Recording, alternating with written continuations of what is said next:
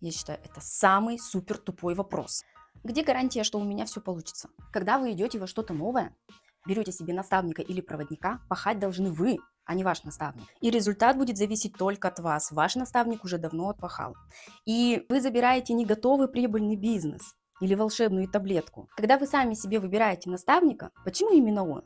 Потому что ты хочешь так же, как у него. Твоя задача перенять весь опыт, знания и внедрить регулярно в свою жизнь то, что дает тебе наставник. Поначалу ты будешь очень много работать, тебе будет сложно, тебе будет непривычно, но в любом бизнесе сначала мы работаем на бизнес, потом бизнес работает на нас.